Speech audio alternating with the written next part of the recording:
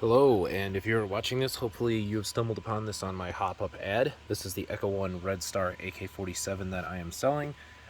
Right now I have an 11.1 volt LiPo in the buttstock. It's a fat boy, got it wired to Dean's already.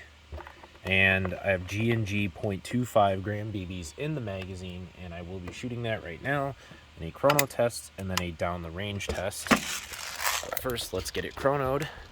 Now add about roughly 40 feet per second to whatever reading you see here. And that is roughly what it would be shooting with 2 O's.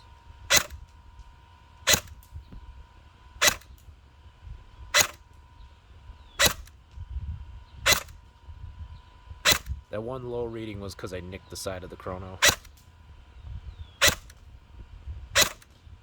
Alright, so now let's shoot down into there. 1 second, I'm gonna get situated.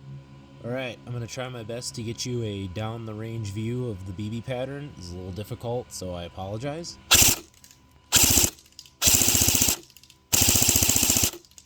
me flip it into semi. Selector switch is a little stiff. There we go, got it.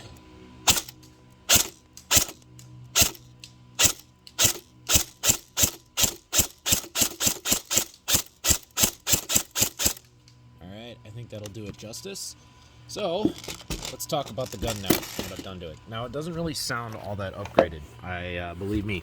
It's because the motor inside of it is just kind of a stock SEMA high torque motor.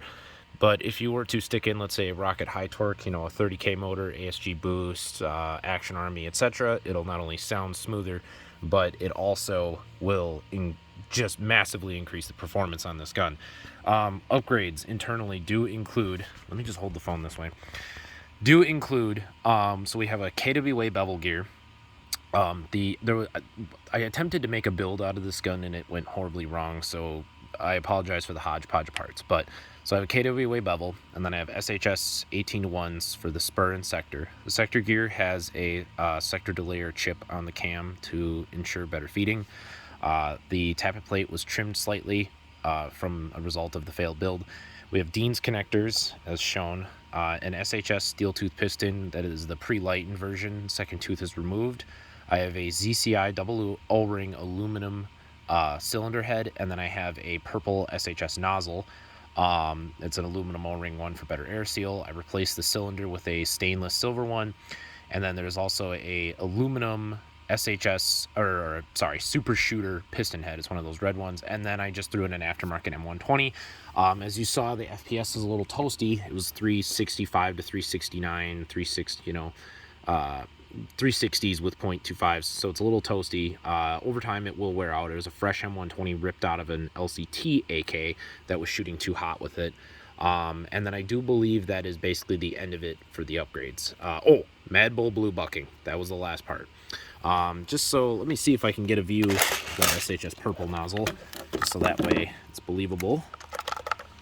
Let's see if I can see it down in there. Nope, unfortunately you cannot. Hold on.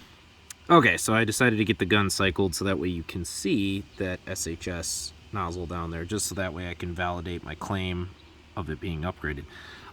Yeah, so this AK, I just bought it a few weeks ago. It's brand new. Again, I wanted to make a build out of it, but the build never turned out, so I'm just cutting my losses and selling it. Also, one more upgrade in here is a pair of FLT 7mm bushings. They're pretty much indestructible, it seems like. So yeah, that is the AK. Sorry for the long video and the unprofessionalism in the camera work, but I'm kind of doing this alone with my smartphone, so it is not going to be the greatest. But as you saw, it shoots decently, but I already have an E&L AKMS that I have upgraded. This was my attempt to try to replicate or even outdo that build, but it went horrible. So my loss, your gain.